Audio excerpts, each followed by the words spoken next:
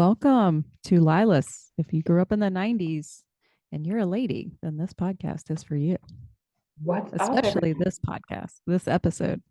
I know this is all for the ladies. We're throwing it out. This is a listener suggestion too. So, hey, we take everything that you guys say in our call to actions.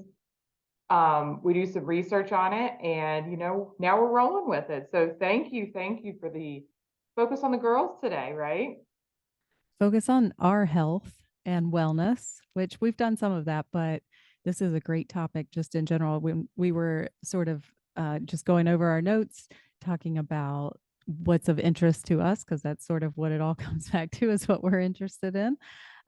We there were so many areas to cover, but very interesting to dive into some of the things that are new to us as 40-year-old women, and also just some of the things that we have sort of hopefully set up for ourselves for the future in the past decade. But just talking women's health and the struggles of that. Sarah is a health psychologist, so she's got a lot of knowledge in many of disease and disorder related issues. So we're going to talk specifically about women today. Not to say that this not might be interesting for men, but specifically this one's for the ladies. Yes, yes. And I like how you said that. Maybe not specifically for the men, but you know what? At certain periods and times in our life, you're going to notice us going through changes that are just a part of our own biology and makeup. And maybe this is for the guys now that I heard you All right. say that, because Yeah. I think that it might be helpful for them to have some type of understanding as to what's going on within us medically and how that does affect our relationships. It affects our moods. It affects our ability to get tasks and other things done. And so, guys, don't immediately turn off this episode, but listen to it thoughtfully. And hey, this might be a helpful tool in that regard too. So we'll be positive. We Excellent might be, point. Agreed. yeah, yeah. So You might Jen learn did something too. yeah, I know, right? So Jen did say that I'm a health psychologist. And so I just want to kind of define, I guess, a little bit about what that means. Um, my doctoral education was primarily considered a journalist education, but it did involve me doing all of my practicum or all of my experiences within an integrated care setting. So I never worked within a community mental health center. I was always within primary care. So I am much more aligned with probably true medicine than I am community-based services. I've never worked within a mental health clinic ever. I have worked within a psych hospital, which is a little bit different, but even my role within that psych hospital was primarily working with the geriatric population, and so much of what was contributing to their status was also from a medical standpoint. From that, my residency experience was a dual residency. So it was the department was the West Virginia University School of Medicine, Department of Behavioral Medicine and Psychiatry.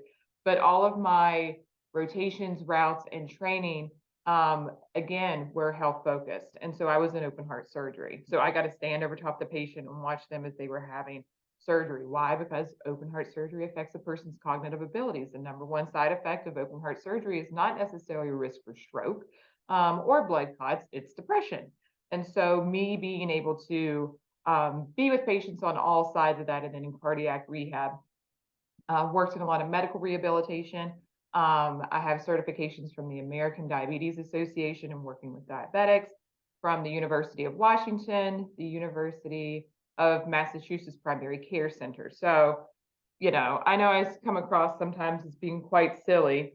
And in moving out of the seeing patients every day, I don't often kind of dive into the years of education that I spent, and that's probably why I don't read. I spent copious, I mean, just oh geez, years and years and years reading. Um, that does come with some of my background. So, even though there is some silliness involved in this, I promise that anything that I am saying does have some validity to it, right? Sarah knows her shit, basically. That's what it Sarah, comes down to. right, At right. And least then in Sarah the will area. also say she doesn't whenever I don't. So if I speak that I That's do, valid. that I do. If I say I do not, I do not. That was a good lesson to learn. So yeah, women's health. Where are we going to go with this? What's your biggest thoughts on it? I think initially, I think that we do a lot to feel good. And, or, I mean, I feel like right now I'm in a season where I'm doing a lot to try to make my body run at its optimum level, if there is such a thing. But I also think that if you've ever experienced any sort of issue, whether it's mental health or physical health, if you had COVID for 2 weeks or, whatever, if you have experienced something where you felt terrible and it impacted your ability to function daily, that you really start to become grateful for the days that you wake up with no ailments, where you don't have a headache. I mean, just minor things that can really change the course of your day. If your back hurts, I mean, I had like a very silly back injury on a vacation last year, but it completely ruined like the last half. I mean, just when you can't hardly move without shearing pain, like it changes every everything about your day, about how you go about your day, how you show up for yourself and for your people. And so I think that just really um, not taking that for granted when you do wake up and you feel good, like really using that to the best of your ability, because you don't know what day you're going to wake up and not be able to move for a week, or have something serious that you have to address. And so I think just as I get older, I really start to recognize um, how grateful I am for not having any sort of major ailment, Mhm. other than our mental health, which I feel like is a constant struggle. Maybe that's my cross to bear a little bit, but yeah, I mean, even that, I feel like it, for the most part, is under control right now. When the days when it's not in control, again, it changes everything. Yeah, you're so right. It does. And I think that sometimes we get in this habit of doing this. I don't even know if it's helpful at times, like this assessment of ourselves in the morning. And it's almost like unintentionally looking for something to be wrong, Mm, and especially if we have struggled with anything from a medical or even from like a mental, even relationship kind of a perspective. And so the way to, I kind of, one of my good friends actually put this in a post. So Donna Midkiff, if you happen to be listening to this, thank you, because now I'm stealing it, but I want to give you credit.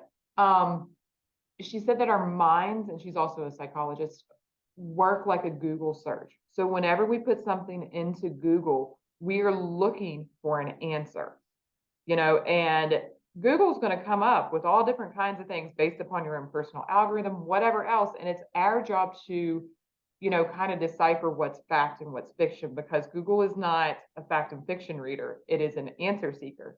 And whenever we are waking up in the morning, and we kind of start with that search engine almost process, sometimes it can unintentionally lead us down a path that could pathologize normative responses to just waking up, or mm-hmm. to maybe having a little bit of a cold, or maybe you slept wrong. But if we have a natural propensity to almost kind of do it with a attentive view, then it can lead us down a different type of rabbit hole. And I think that's a point of mindfulness when we wake up in the morning, is just to kind of be open and maybe not inquisitive to like what our body's saying and doing. Just be like, all right, well, how are things working today? Well, okay, let's move on with the rest of the moment now and see how things go.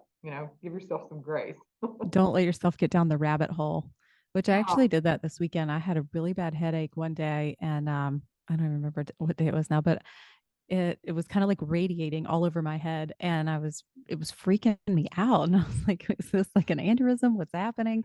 And I was starting to get down this rabbit hole. And then I was like, maybe I should just take some Tylenol and just see if that cures this, mystical headache. And sure enough, it did. But I was really sorry. I was like, maybe it's a migraine. I've only had two in my whole life, and both were miserable. And I was like, maybe this is coming on. But ultimately, I think it was just sinuses. And I live in the South. Sinuses are, allergies are awful down here. I think most everybody struggles with them, especially this time of year. The fatigue, I mean, just it's lethargic. Like you just your head feels like it's in outer space some days. It's a really interesting feeling. And you're like, am I sick? Am I, am I tired? You're just trying to figure out what it is. But a lot of times it's just sinuses. It's just all the Yeah. pollen everywhere. Yeah, it's just not maybe a glioblastoma, you know what I Right. mean? Just And reminding yourself that maybe you just have a headache, or maybe you just, maybe you're thirsty, maybe you're dehydrated. There's such a laundry list, but my mind always goes to the worst case scenario. And I don't understand why I do it. It just does. It goes there. And I had to reel it back in, but I did. And I was fine. And I woke up, I took a short nap and I was fine after that. So, yeah. but it does tend to, I think a lot of women would agree that our minds, like to go down the worst case Oh, scenario path. death. And I think too, even as we start to like age, and I mean, I'm gonna always every time that you say that we're 40 or something, like I know I it's naturally so just hard. switch to it. We're still working on that one. Um, but our bodies at this kind of stage within life are changing without our permission and Yeah. sometimes without our knowledge. And as we were kind of like even talking about the show and our thoughts on it, we just get lost in the shuffle of everything. I'm gonna hit that thing. Fun stuff. But we are focused on our kids and taking them to their doctor's appointments. Like we never miss our kids, like, okay, it's your, year appointment, or, it's, your 5-year checkup. And we stay so focused on what is going on with them developmentally. Like I remember at different points, um, with Cameron and now with Rachel, it's like, okay, well, they're at this point on the growth chart. We want to make sure that they're right here. We're so attuned to what's happening within them and within their bodies, and just oblivious to what our needs are from a medical standpoint, from what our needs are from a woman's health standpoint, and what we should be kind of, you know, paying attention to, I guess, whenever we go to our doctors, or even whenever it comes to our own checkups and self-help with this, that it just all of that just kind of gets lost in the shuffle, I think. It does. And you probably don't remember this because it was 19 years ago for you when you were pregnant, but having it been more recent for me, that's one of the few times that it feels like someone's genuinely interested in your body and your care. Like you're getting monthly checkups, they're checking your iron levels, your vitamin D, you're doing like full blood work. It's the one time that I feel like the medical profession is really like interested in what your body's doing, just because it's wanting to make sure the baby's safe, which is great. But it's like I learned a lot about, like my blood, I would think I was like iron deficient and Mhm. D3. That came back on both of my pregnancies. But just learning like, oh, I didn't know that I had a deficiency in that. And so that was one of the few times I felt like it was really super focused on my body. And like I said, when we were talking earlier, we get these health screenings through our insurance, and I would, do the whole thing. We would fast, we would get our blood work done. And then I was just looking for like changes from year to year. And I would take it to my doctor and we'd talk about it, but ultimately I don't know what all of those things, it's like reading Greek to me. And so if you don't have somebody that's genuinely going to take the time and sit down and go through it with you, it's just numbers on a page. It doesn't really mean anything. So just having like that person, that connection with your physician that knows you and Mhm. knows your history to some extent. They're not going to have it memorized, but like knows for the most part your family history, what your concerns are, what to monitor, I think is really important, and probably not the case for most people. No, I mean, I I don't, maybe not. Maybe everybody's going to the same doctor year after year. I know mine has changed like 4 times in the last year just because of mhm. people, relocating or moving to different practices. So it's just been inconsistent, and that's a bummer. It is. We don't like it whenever our child's care is inconsistent, but we seem to, I don't know, just again make excuses as to why it's okay for ours too. Well, And even whenever it comes to our relationship with a physician, I think that um, we as parents are very attuned to, well, I don't like this doctor for my kid. I don't like him for, they didn't seem to listen to me about my concerns about Jack or, about Cam or whatever else. But we just don't pay as much attention to that relationship, I don't think, as women or as adults. We really see this as, okay, well, a doctor is somebody who I go to if I'm sick or because I Hmm. have to get some of these things done, you know, Right. Or and if something's wrong. right, right. And I think from a very important women's health perspective, women's preventative health has really got to be at the forefront of our minds and of our thoughts, because even subtle changes within our medical status, we can again brush underneath the rug, we can misinterpret, we can believe. And this is a lot of what I see within my practice too, is that, well, I'm just more depressed right now than normal. And I'm like, well, okay, let's talk about it. Let's try to figure out, what's going on in your life. Well, I don't really know if I'm actually depressed because everything is going really well. I just don't feel like I have a whole lot of, I feel very fatigued. I don't feel like I have a whole lot of energy. I have a lot of brain fog. And so, yes, those may be signs of, depression, but they can also be signs of you not having, you have a low vitamin D, your vitamin B deficiency. You might, your thyroid could be messed up, And so, a lot of times with me in my practice, whenever I'm seeing a patient, especially whenever things have been good and it doesn't seem like there's something like overt that could be happening, we don't just always want, just because I'm a psychologist, I don't just want to jump to one boat and stay on that boat. Right. Um, as a health psych, I practice holistic care. And so even though I don't write orders for these patients, I communicate, with their primary care physician and be like, hey, you know, Jill and I were just talking about X, Y, and Z, and this might be helpful because everything else is totally fine, you know. Also, and vice versa, if you do, like, I see a lot of patients that have IBS, like nearly an Hmm. entire practice of patients come with mine. But sometimes it's actually not IBS, and sometimes it's not PTSD, and the two do tend to kind of go hand in hand. And there have been several patients that I've worked with that I've talked with, like the Mayo Clinic, Cleveland Clinic, John Hopkins, and I have to provide their clearance. I was like, yes, they have a history of maybe anxiety or of PTSD, but they're good. This is something else medical that's going on, and we need to listen to that voice. And so I think as patients, it's important for us to not just jump on one ship whenever it comes to our health, and that goes the same thing. Like if I have a medical condition, and I'm used to always having something medically, kind of be wrong with me in the sense, I don't want to discount it if it's not within that ship as well. Maybe I am experiencing a little bit more stress in my life. Maybe I am, you know, um, not sleeping as well, and that's because of other factors. And so we just want to be aware that anytime that we segment, I guess, ourselves into one boat, then we could be missing so many different things. And I think we all kind of fall within that tendency. Yeah, Uh, just looking through a certain lens, you tend to see what you want to see. And maybe you might miss something else that's crucial that might lead you down a completely different path. Just having like an open mind to the possibilities of what could be going on if you're trying to get resolve some sort of issue mhm. medically.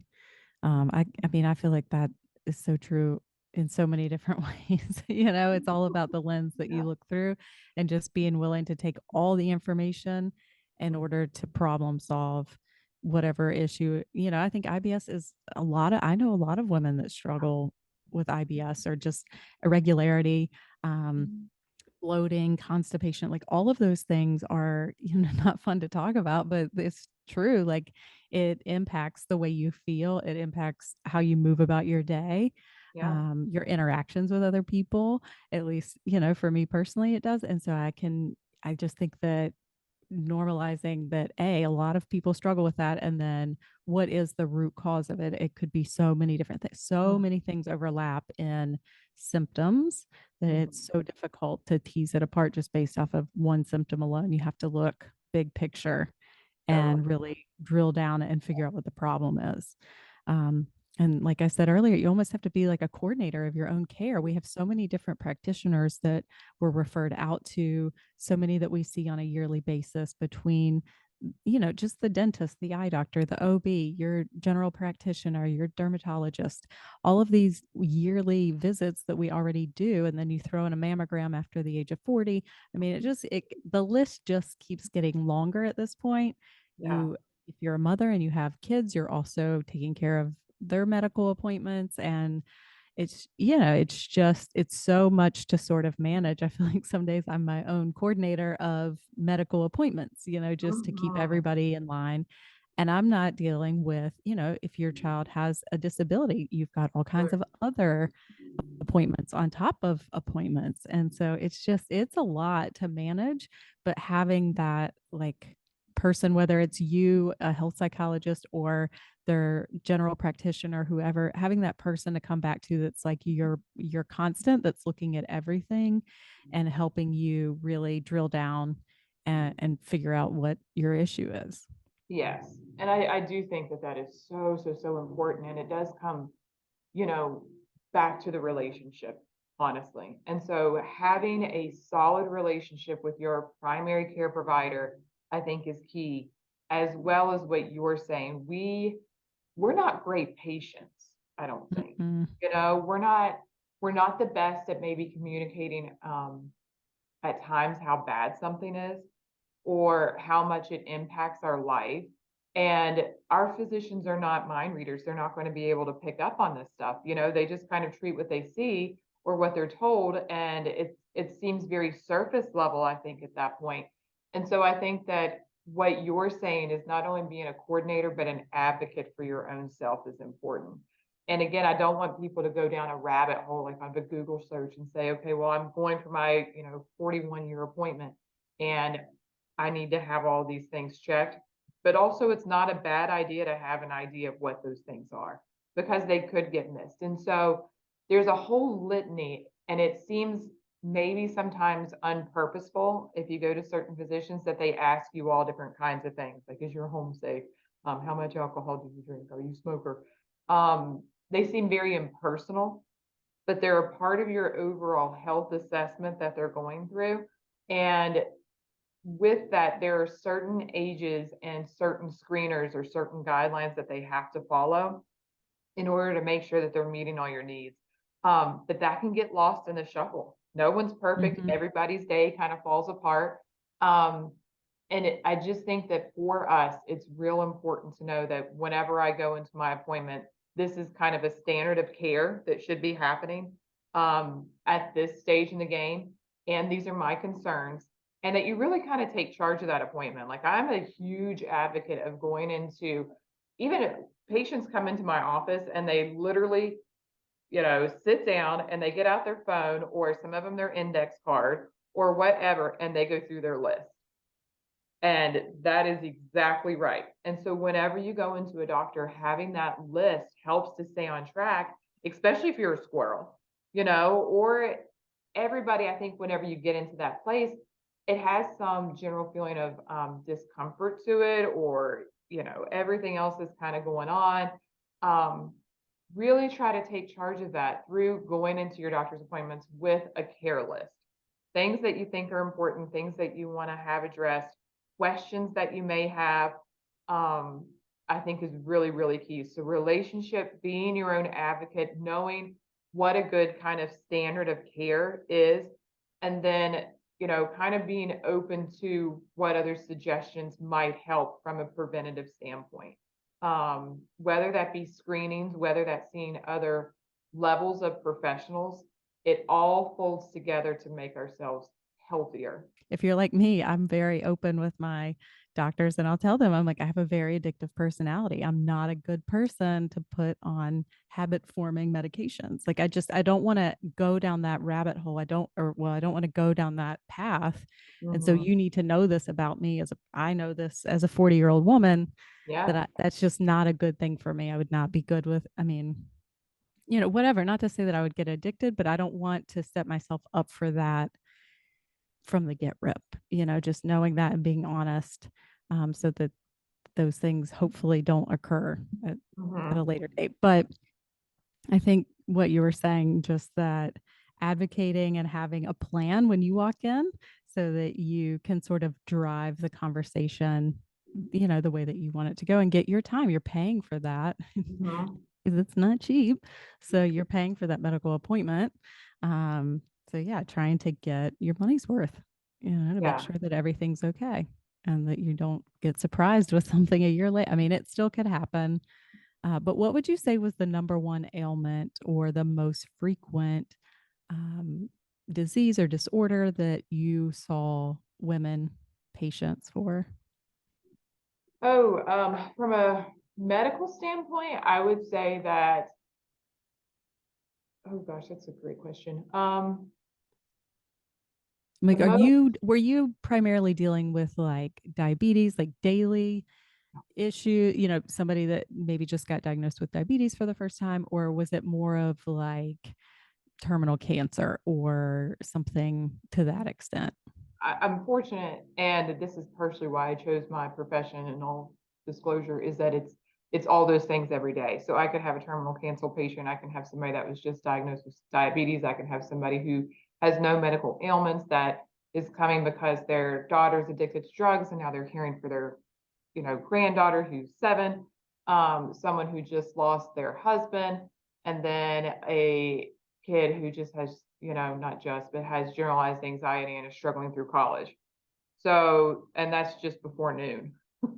And so the afternoon then has its own fun gamut of things. But I think from a medical standpoint, the most common things that get underlooked by women or that we are not paying attention to as contributors to our health, distress, every emotions, relationships, um, are sleep habits. Like Mm. People our seek help for sleep habits. I could see that. yeah, sleep is a, and as I kind of talked about within our rituals and routines episode, and even did that little video on, sleep is so important. So important. Not just from like a mental concentration kind of standpoint, no, just because we should sleep, but because it is a regulator of metabolism in so many Mhm. different functions and ways. And whenever our sleep is off, everything else about our system also gets tilted. Okay, so Mhm. it may not go off the train, off the track, but it does just disrupt your function. And so sleep, thyroid is a big one, and then vitamin deficiencies. Mhm. We are just, we're just not healthy Yeah, as we're just not women. eating enough plants. No, we're not, or just of other things that provide our body with nutrients and substance. And so, again, whenever we look at a person and they're coming into the office and they're just always kind of, tired, fatigued, not having a whole lot of energy, maybe they do have some significant stressors. Maybe they do have, some form of depression that they're experiencing. Um, but it's not part of a normal lab routine to do a Mhm. vitamin assessment. It's not. And for men too, so for the males that are out there listening, it is not part of a general like lab run to see where your testosterone's at. Okay. These are labs that sometimes we have to request in order to really see what's going on. And if you have that great relationship with your doctor or you're working within an integrated care situation, kind of like how I do, then that partnership becomes key in making sure that things are happening because at that point it's just a vitamin. And guess what? You don't have another doctor's appointment that you have to come in and see. You know, Yeah. we're done here, and that's a good feeling too because it just takes that kind of approach to things. But for women, it's sleep, it's thyroid, and vitamin deficiencies. Vitamin. I could Yeah. believe that. I Mhm. definitely, like I said, just those pregnancy panels that you have to take, I was really surprised by those. But also, when I started on depression medication a couple years ago, and anxiety medication, after having panic attacks, they did a full lab to check like my thyroid and all of those things. Because same thing, they were saying it could be this, it could be that, but we're going to rule out all of the things. We definitely think that you're having panic attacks, but we just want to make sure it's not any other health related issue going on.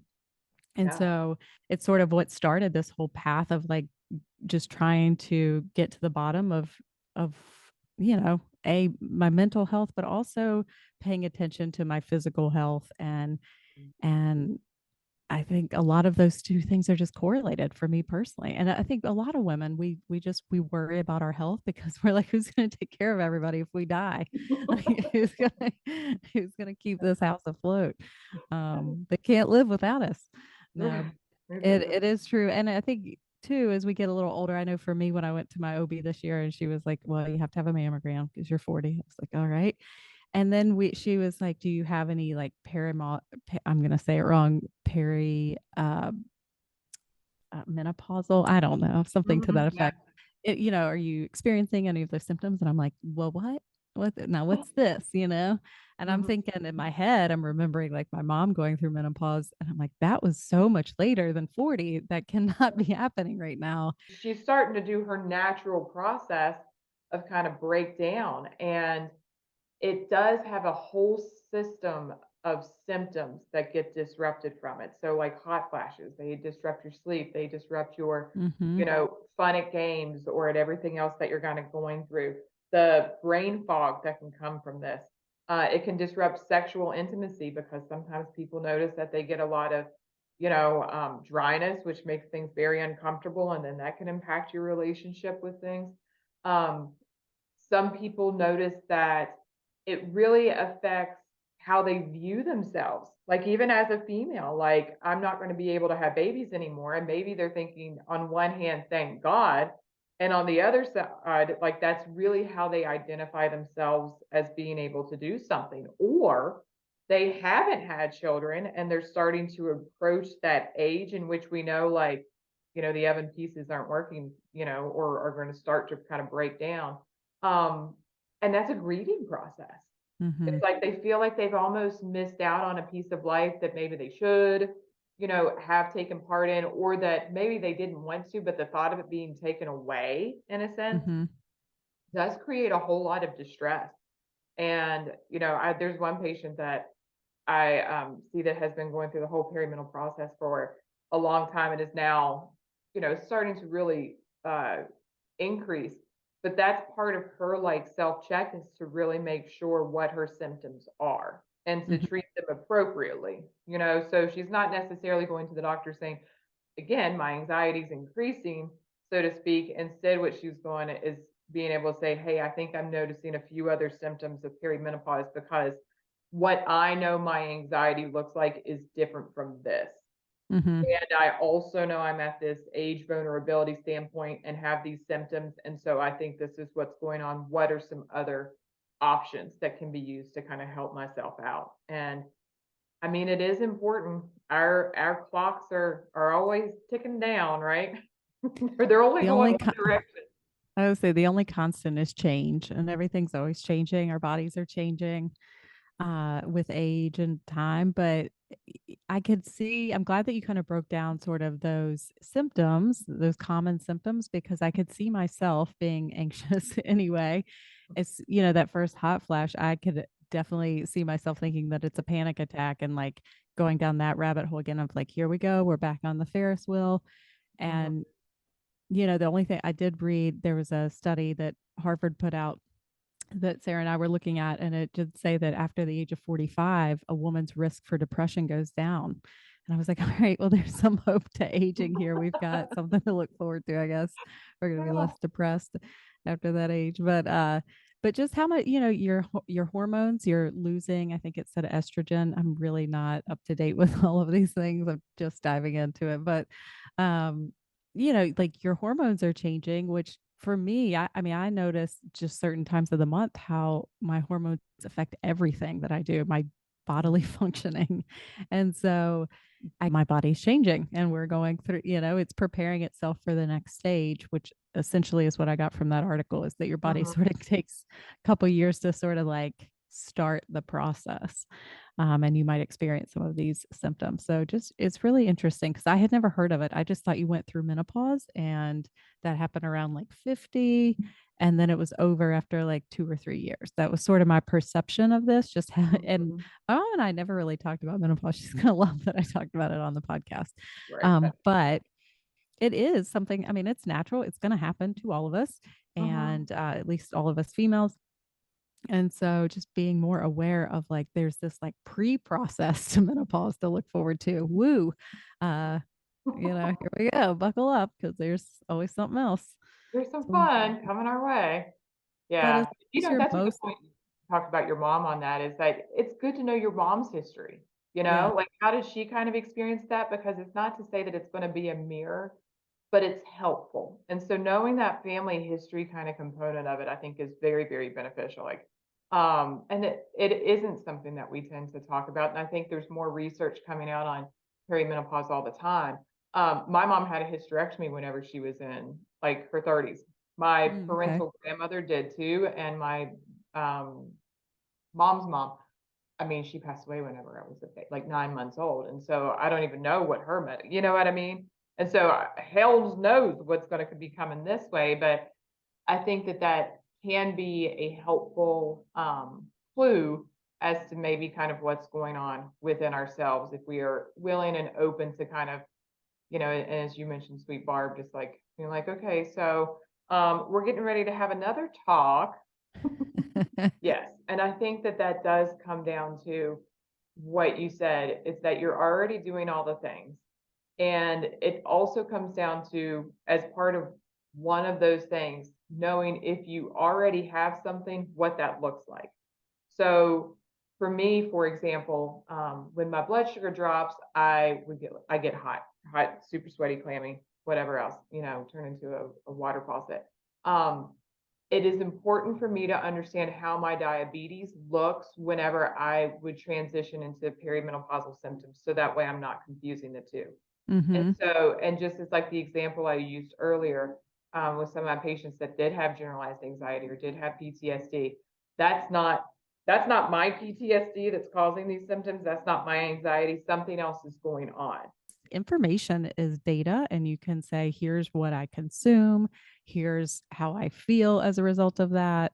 Yep. What else could be at play here? So just again, just being mindful Mhm. and in tune with your own self. I love what you said, data, because as shrinks, I guess we think about things sometimes in terms of qualitative and quantitative data. Mm-hmm. You going to your physician with qualitative data is how you are feeling and describing yourself. That's what qualitative data is. Quantitative is what they're going to put out by their labs, by the health assessment, by all the fun little gadgets that you may have to kind of be hooked up to as part of whatever's going on.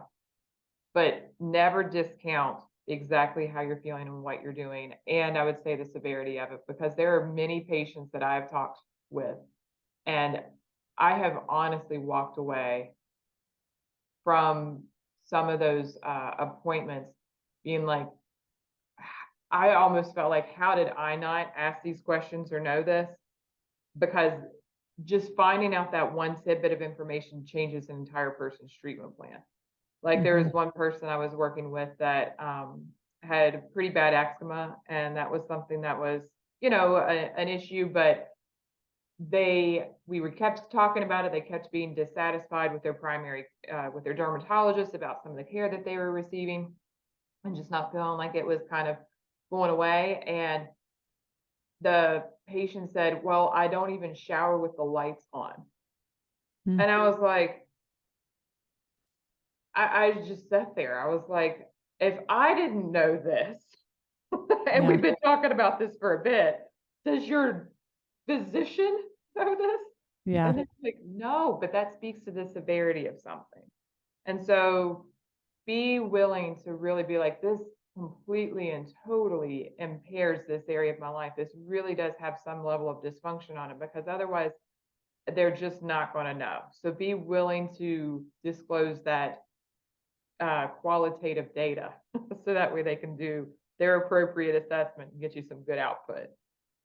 And don't wait till it's too late. I learned that lesson the hard way with my eye ulcer earlier this year, and that I kept putting it off. I was like, it's just a cold behind my eye. It's fine. I literally could not stand any light at all. I couldn't drive couldn't take the kids to school. I couldn't do anything. And my husband's like, you have got to go to like something is wrong with you. You're wearing sunglasses in a dark room and it's still too bright. And I did, and she was like, why did you wait so long? Like this could have had major implications and scarred your eye. And I was like, oh shit. So, don't seeking treatment. Can't say that enough. Yeah, life's too short not to feel good, right? I mean, we want Amen. to maximize every day that we have on earth. And if you're waking up and you don't feel good, I hope you take this as a sign to go get checked out and to get to the bottom of it and to figure out how to feel better. Yeah. Because those days you do wake up. I mean, I think I have friends that are dealing with major health issues like, MS or, a terminal cancer diagnosis. They're dealing with real stuff on a daily basis. And I'm like, if they can get up and work through this, you can too. Like Yeah. there's no excuse not to try your best every day. And I hope to have some of them on at some point because I think it would be very helpful just to hear about what it's like for them, a day in their life, and what they're dealing with. I'm certain that we'll have listeners that can relate to that. And I would just be curious to know as a friend how to support them better when you're dealing with some sort of chronic issue or diagnosis. I know we talked a little bit about like dealing with aging parents and what that's like, but friend to friend, like what's our role in that, and how can we support our friends that are dealing with medical issues on top of all the other things us midlife mamas are dealing with. So hope to have them on at some point too, so that we can talk through some of that. That's just another area of interest. I love it. Yes. And so again, sharing those types of like heartfelt life stories that's the bread and butter of the world. Like It's the connection. Yeah. No staff. No staff. So where can All they right. You can find us at lylaspodcast.com. You can find us at the LYLAS Podcast on Instagram and Facebook. You can find us on Twitter. Yeah. Yes, we are on Twitter. Yes, I am still trying to figure out Twitter. I'm working on things. I am going to One more figure it thing. out.